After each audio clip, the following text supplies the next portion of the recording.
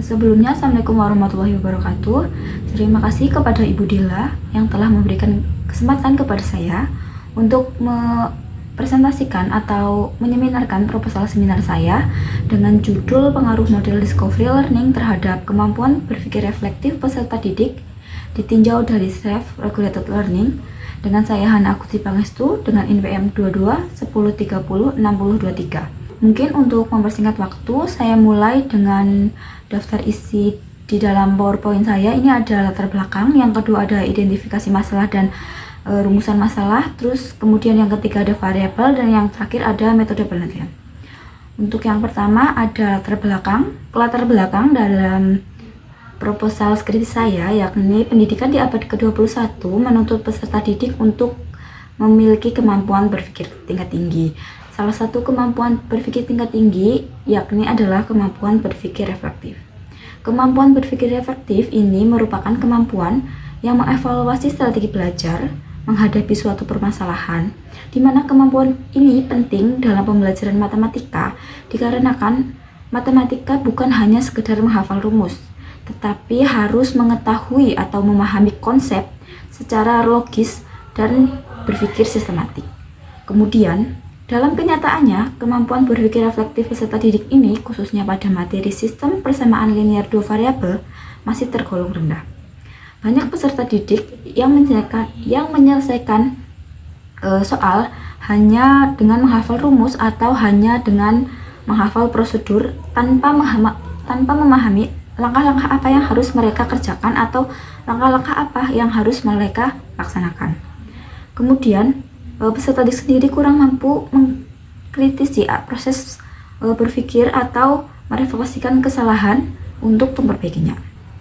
Kemudian, salah satu penyebab utama dari kondisi tersebut adalah dikarenakan pembelajaran yang bersifat langsung. Di antara beberapa kelebihan serta kekurangan pembelajaran langsung, kelebihannya itu ada antara lain materi pembelajarannya yang disampaikan itu sistematis dan terstruktur. Kemudian dalam efisiensi penggunaan waktu yang dipaparkan oleh guru akan mudah diterima oleh peserta didik. Tantangannya antara lain membatasi partisipasi aktif peserta didik dalam proses pembelajaran. Kemudian yang kedua itu memberikan ruang untuk peserta didik bereksplorasi, menemukan konsep, serta merefleksikan apa yang telah mereka pelajari, sehingga dibutuhkan strategi pembelajaran alternatif yang mampu mendorong peserta didik agar melatih kemandirian, terlibat aktif, kemudian mampu merefleksikan diri secara lebih kritis dan terarah. Salah satu pendekatan yang sesuai adalah model discovery learning. Pembelajaran discovery learning sendiri merupakan model pembelajaran di mana nantinya peserta didik akan menemukan konsep melalui pengalaman secara langsung, eksplorasi, pengamatan, serta penarikan kesimpulan. Model discovery learning ini sendiri diyakini mampu meningkatkan kemampuan berpikir reflektif peserta didik melalui kegiatan secara aktif dalam proses berpikir dan menyelesaikan masalah. Akan tetapi, efektivitas model ini sangat dipengaruhi oleh faktor internal dari peserta didik, seperti self-regulated learning atau kemandirian belajar. Peserta didik dengan tingkat SLR tinggi ini cenderung lebih memahami tujuan pembelajaran, kemudian cenderung untuk dapat memantau kemajuan, serta melakukan refleksi terhadap hasil belajar mereka. Nah, dengan demikian perlu dilakukan penelitian mengenai pengaruh model discovery learning terhadap kemampuan berpikir reflektif peserta didik ditinjau dari self-regulated learning, dan diharapkan penelitian ini akan memberikan kontribusi dalam merancang strategi pembelajaran matematika yang tidak hanya berorientasi pada peserta didik, akan tetapi nantinya peserta didik dapat turut aktif serta dapat melatih kemandirian belajar mereka sesuai dengan tuntutan pembelajaran abad ke-21. Untuk selanjutnya di sini ada identifikasi masalah, di mana yang pertama itu ada kemampuan berpikir reflektif peserta didik dalam pembelajaran matematika, khususnya pada materi sistem persamaan linear dua variabel ini masih tergolong rendah. Dan yang kedua ada pembelajaran yang diterapkan pada sekolah itu masih bersifat konvensional atau pembelajaran langsung, sehingga kurang mampu memberikan kontribusi positif siswa dalam kegiatan pembelajaran. Dan selanjutnya ada rumusan masalah, di mana saya memaparkan 3 poin. Yang pertama, bagaimana kemampuan berpikir reflektif peserta didik menggunakan model discovery learning.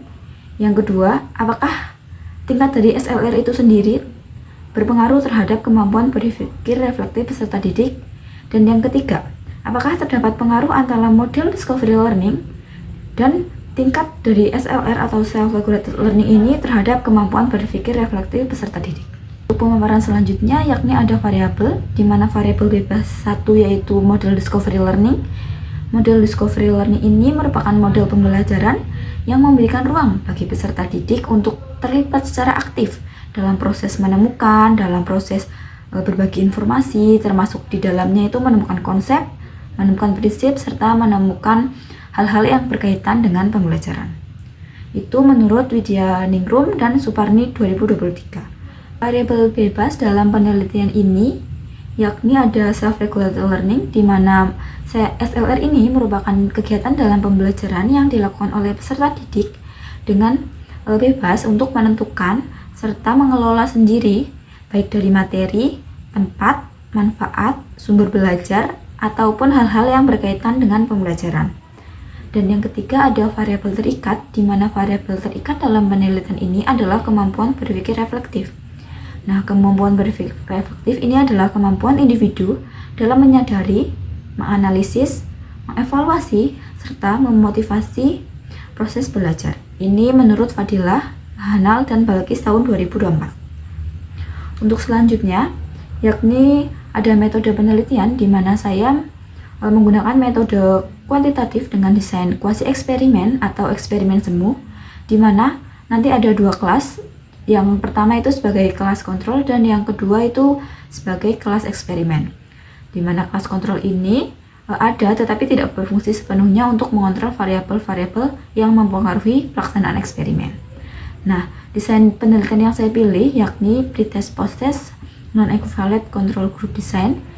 Populasinya yakni ada seluruh peserta didik kelas 8 SMP atau MTS pada semester genap tahun ajaran 2025-2026 di salah satu sekolah di Magelang.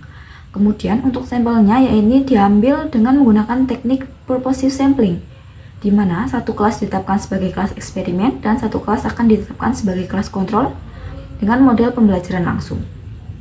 Kemudian ada teknik pengumpulan data. Teknik pengumpulan datanya ada berupa angket yang bertujuan untuk mengukur aspek perencanaan belajar, memantau proses belajar, regulasi motivasi, dan evaluasi diri.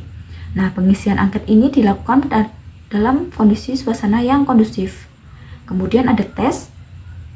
Tes ini mengharuskan peserta didik untuk menjelaskan proses berpikirnya dan menyelesaikan soal, termasuk alasan pemilihan strategi atau kesulitan dan cara mengatasinya. Kemudian tes ini dilakukan secara tertulis dengan durasi waktu tertentu. Dengan jawaban peserta didik kemudian akan dianalisis untuk menilai tingkat kesadaran berpikir reflektif peserta didik itu sendiri. Kemudian ada teknik pengumpulan data.